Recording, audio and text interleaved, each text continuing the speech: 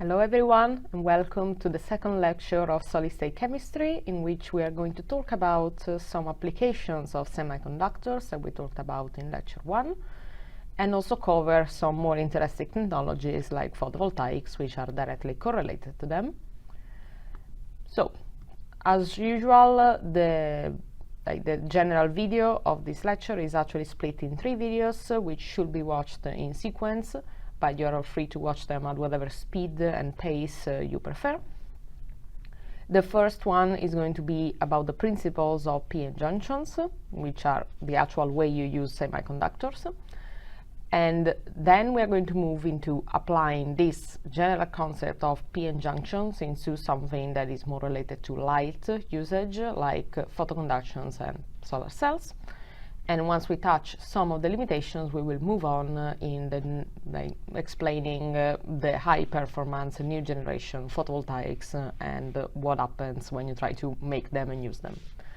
You can follow the progress of the lecture on the bar that you can see on top. So the color will change to green as we go through the different topic. On Canvas, you will be able to see a single feedback through document with which you can download all of the slides of the lecture, but you can also leave comments, notes, anything that you notice that you actually want to bring to my attention before we go to the plenary session. So, just to recap what we saw in the previous lecture. In solids, given the fact that you can create bands of molecular orbitals created by all of the atoms collectively acting together to form them, you can find yourself with 3 types of conductivity, mostly related to what is the nature of the atoms that you are connecting and what is the coordination with which you are connecting these atoms. If you manage to get to a point in which the band is half filled, or you have 2 overlapping bands and it gives you the same result, it means that you have a contiguous sequence of occupied levels and unoccupied levels, and you can easily jump from one to the other just with thermal energy. This brings you into a conductive metallic state. Conversely, if you end up having a huge sequence of energies in your material that cannot be occupied because there is no possible energy state in the whole gap between the 2 bands, you are in an insulating state, because it means that it doesn't matter how much temperature you put, there will never be a significant amount of electrons in a state of energy like the conduction band in which they are able to move around. If the gap between these 2 bands is significantly reduced, so lower than 4 electron volt, it is possible, with the effect of temperature, to jump to the conduction band. So some of the electrons will be able to go into a state in which they have more freedom to move around, and this is a thermally activated process. So at 0 Kelvin this is not possible. As you rise the temperature, this becomes significantly and statistically more possible, so the conduction of a semiconductor increases with temperature, which makes it inherently interesting. Another very inherently interesting thing is that based on the fact that you have this temperature activated conduction, you know exactly, based on functions that are basically activation process functions, how many electrons do you end up having able to conduct. So the number of the electrons above the band gap is always a function of how big is the gap, how high is the temperature. So you will see that with the higher the gap, the lower the amount of electrons, but also the higher the temperature, the higher the amount of the carriers that you will have in the conduction band. But one thing that you can tweak around with semiconductors, which is even more interesting than just the intrinsic property of semiconductivity, is the fact that you could add something to the material which will contribute additional levels, so donor levels or acceptor levels, that come from the other atom, the atom that is not part of your initial composition, And this will mean that beyond the temperature activated conductivity, you will have extra conductivity given by these extra carriers. So the intrinsic regime is the one that you can find, for instance, in pure silicon, in which the only carriers that you can have follow this equation. If you dope silicon with arsenic, for instance, you will find yourself with an N-type semiconductors in which you have extra electrons able to conduct in the conduction band, brought upon by the arsenic doping. And instead, if you dope with gallium, you will have a series of acceptor levels that are able to drag electrons away from the valence band, leaves hole behind, and this means that you conduct with the holes, and this makes it a p-type semiconductors. In an intrinsic, only the temperature creates the carrier, but the carriers are split, electrons in the conduction band, holes in the valence band. You will have extra electrons on top of this process in an N-type, and you will have extra holes on top of the one created by temperature in the p-type. So at low temperatures, this type of semiconductors are better conducting than the intrinsic semiconductors, and you can control how big the conductivity is based on how much doping do you actually subject your material to. This concept is what brings upon the concept of p-n junction. So a p-n junction is fundamentally what do you do when you connect two different semiconductors with different level of doping and different type of doping together. So you could have an homojunction in which the material, the base material is exactly the same, but as you make the material, you change the type of the doping. So you start, for instance, with an N-dope, and then as you grow the material, you change the doping that you're putting inside. This brings you to an N-type. So within the same block of material, there is a point of connection in which you change the doping. So this is called a homojunction, same material, different gradient. This is possible with stuff like silicon, because silicon is grown immediately as a single crystal. So you have a huge pool of stuff and you pull the single crystal out very slowly. These things can be incredibly big. So you can see here the paper. This is the usual type of paper that you use to write. So you can see the scale of how big this thing is. And this is just a teeny tiny section of what is probably a single crystal as tall as you. So this can be really grown in bulk, which is one of the reasons why silicon is so well used.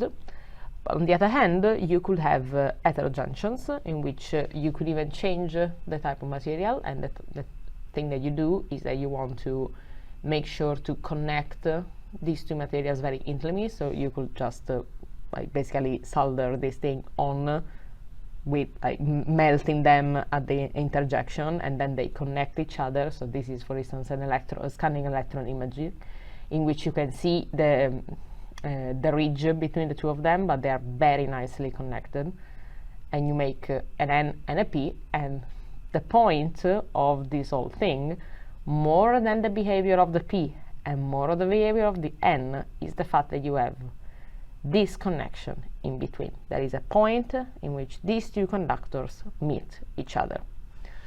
So fundamentally, what happens when you connect these two types of conductors that are both semiconducting but with different approach to the semiconductivity? Once again, if you have like your p-type over here, you have these additional electrons that go to the acceptor levels, leave behind the holes. An N-type will be the same fundamental material, so the general bands, the big bands, not the donor and the acceptors, are at the same level of energy. The material behaves exactly the same, and this is one of the strengths, because it means that you can connect them without causing disruption and like frictions at the point of connection. But in the N-type, you have the donor levels that can give off electron to the conduction band. when you connect the two of them, it's like saying that there is a point between the material in which the material sees something on one side and something on the other side.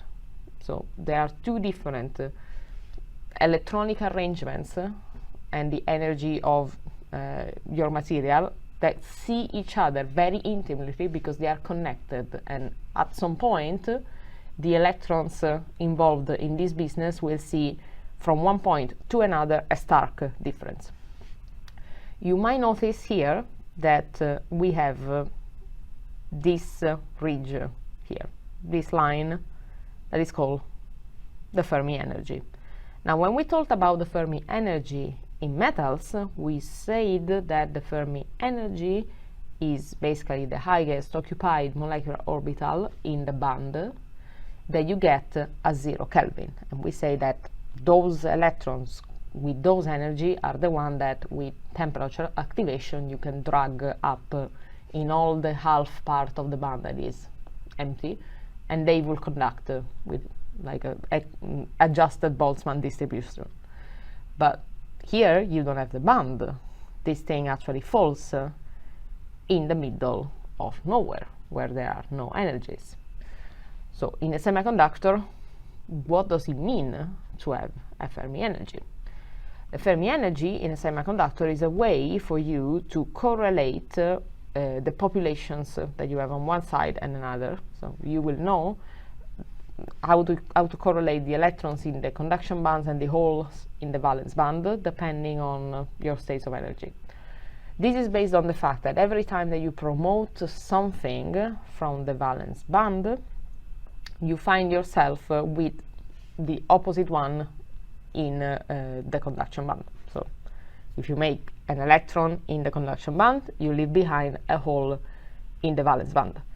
But how many depends on what is the energy that separates them and what is the energy that they acquire when they go to the different levels. Because as you go up in energy, that's a different energy. The one that is down is at a different energy.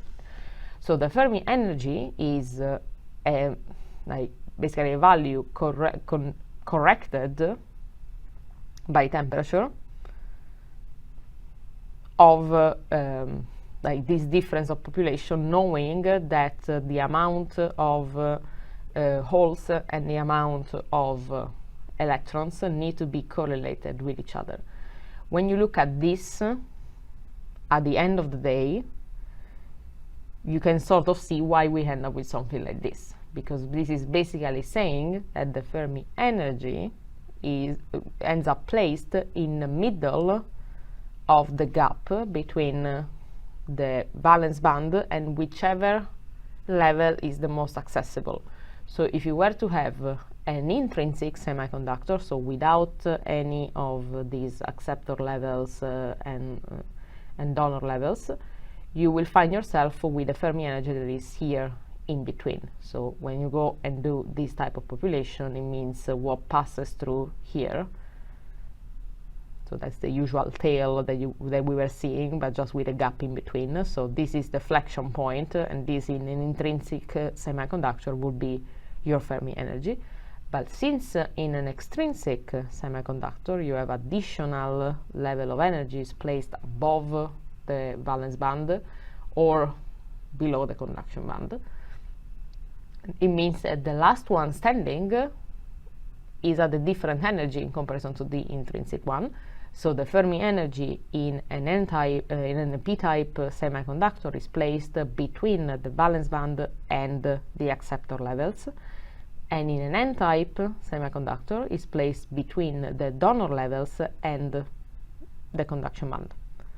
So these are the different level of energies that we need to account for when we talk about population of carriers. So these two things are fundamentally different. So whereas everything else is the same, the Fermi energy of these two material is different. Why? Because we doped them. We did it on purpose to make it easier, but it means that these two things have a different way to distribute carriers around. Now when they touch each other, the Fermi energy for an electron basically means something similar to a chemical potential. So if you feel a chemical potential that drags you to the other side, you tend to move to the other side. So the electrons of the n-type will end up trying to recombine with the holes of the p-type. The holes of the p-type will end up trying to recombine with the electrons of the n-type. So these two things will try to nullify each other, and this will leave with basically with the ionized part almost that you have on the other side, because when you recombine them, they annihilate each other, which is something that it doesn't usually happen in a normal semiconductor, just because in that case you have the steady population. In this case, you put them against each other, you make them see a different level of population with a different level of chemical potential. First, they annihilate each other, and this modifies this arrangement here. So from a starting point of neutrality, you end up having a point where they recombine, and this leaves an extra layer. So why don't you just annihilate all of the charges in all of the semiconductor, because that wouldn't make any sense, because you create this extra layer at the point of recombination, in which there is positive and negative charges left behind that basically layer up around the point of contact. And this layer is a charge layer and prevents the future recombination. This is called the depletion zone, and it blocks everything from passing through. So you have a point in which you recombine everything. The layers that form because of the ionic leftovers of this thing. Once you arrange this thing, you block any further movement. So if there weren't to be this depletion zone, then you will, by putting a P and an N semiconductor in contact, you will nullify the concept of having doped them. But this will be a huge effect, because we are talking about bulk materials, so you will be saying that if they touch, you annihilate everything in the material. This will be massive. It doesn't happen. The point where you annihilate is just in the middle. Everything else wants to keep the equilibrium. And given this recombination point, there will end up being a potential in the opposite direction from the diffusion. So if these things are trying to recombine in this direction, there will be another potential in the other direction. They balance each other out. If you just put a P and an N junction in contact, they will reach the steady state of equilibrium. The steady state of equilibrium fundamentally means that the diffusion and the current that goes on the other side balance each other out, and then they end up being in a standstill point in which no one else wants to move at all. Why? Because when you have 2 points of contact and you want to bring them to equilibrium, the equilibrium point in any process in chemistry and in physics, and therefore also in our p-n junctions, means that the potential that these two parts see is equal. So what are you equalizing here is the Fermi energy. So whereas they were starting with this stark difference, they see each other, you start to do the recombination stops in the moment you get to a point in which the energies are equal. So there is a point in between. This is our point at the basically at the depletion and recombination zone, in which everything goes to a standstill because the carriers have achieved the best possible arrangement that they can. But since these two materials had two different arrangements of energies to begin with, to be able to equalize this, it means that you are bending the band. So in order to have a Fermi energy that is at the same level all throughout this depletion region, the bands that you see on the two sides, they need to be bent. This is the band bending of the p-n junction. The extra negative charge on the P side rises the energies, so it drags them up, and instead the lack of the negative charge, there is a greater attraction, makes it so that you have a greater attraction of the bands going more towards basically the inner core of every atom involved. So all of your bands lower down. The net effect is still that you have exactly the same Fermi energy, which is exactly what you want. But then you have this different sort of potential that you could potentially use. When you set up the depletion zone, as I was telling you, it's the point of equilibrium. You stop everything from moving any further. Given this change of potential that this thing sees, there is this sort of uphill battle from one side to another, given the arrangement of the energies. So there is virtually no flow going from the from the N to the P, and there is a small number of carriers that are still able to go from the P to an N. But when nothing is connected, there is virtually no current going on in your p-n junction, because it reached equilibrium. So this is a state of reverse bias. The fact that you created that potential backwards from the diffusion brings everyone in a very standstill point in which they look at each other, they don't want to move anymore. This is the best possible arrangement. We stay like this. So if you were to just connect your p-n junctions and keep them there, they will reach this equilibrium by themselves. You don't have to do anything about it, and off you go. The point is, of course, we want to do something about it. So what would happen if then you go and you touch this potential further? Because you can connect your material and apply a bias to your material. So if you put a negative potential at the P end of your material, you virtually bend the band even further. So you're making the situation worse. You're enhancing all of the conditions that were already set up by having connected a P and an N junction. So your reverse bias goes on top of the original one, and the band is even steeper.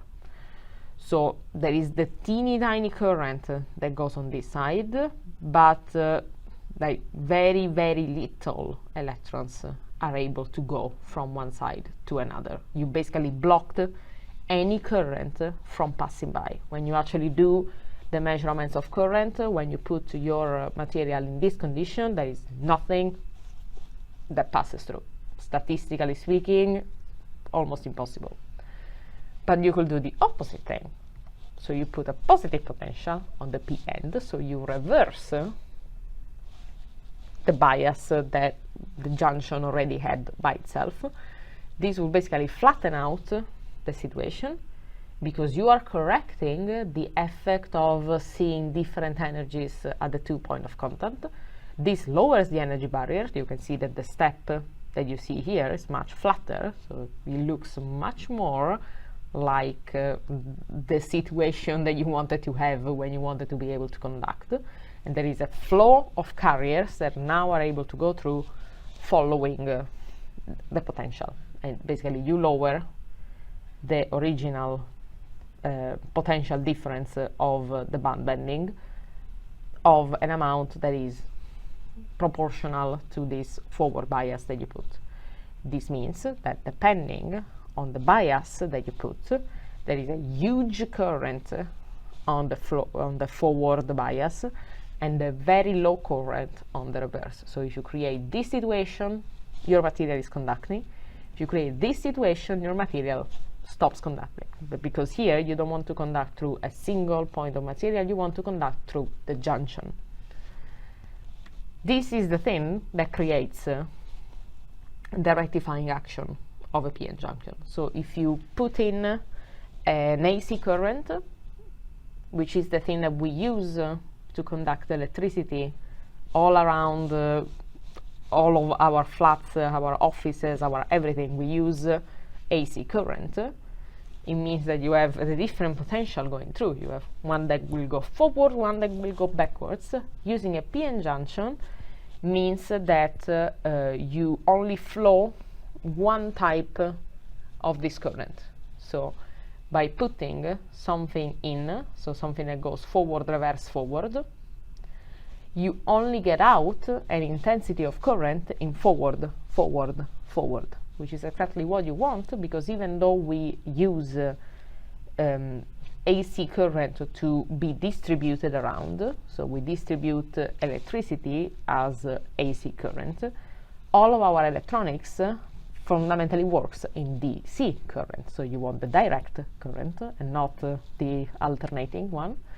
If you have something that rectifies these things, it means that you input electricity from your wires in AC, and your PN junction available through the electronics makes so that when it goes through the other side, all the rest of your electronics only sees forward, forward, forward. It's all with the same level of current. PN junctions are used in diodes as well. So this is the thing that rectifies the current, and it gives you the asymmetric point of conduction. And this is not the only thing that you can actually do with your junction, because the fact that you can put a P and an N doesn't mean that you have to stop there. So a lot of applications are actually based on making a sequence of PN, PN, PN junctions that will act completely different. So for instance, the transistors in the solid state, which are used a lot in electronics, allow you to control whatever you get on the other side, how much do you get of it, and when do you get it, and if you want to stop it, based on how do you sequence your P and an N and P, because they will see the different voltage, and sometimes when you connect them properly, and if you use the proper transistor, it means that it will stop current from flowing if it tries to flow in one direction, and it will let it go when it tries to flow on the other. So this is the reason why semiconductors are at the core of a lot of technologies. So transistor, photocell, the silicon chips, all arranged. The transistors are exactly the thing that you want to try to put on your chips at lower and lower scale to be able to do stuff with your electronics. So electronics is fundamentally based on semiconductor, but semiconductors are fundamentally based on this type of physical chemistry that we're able to do inside it. Remember, it's based on semiconductors, not only on semiconductors. We will see other things that can actually help all the electronics as you know it in other lectures like of this course. But for the moment, electronics works, and we're having this conversation because you're able to do tricks with current, connecting different types of semiconductors together. This concludes the first part of this lecture. We'll go forward with the second part, talking about photoconductivity.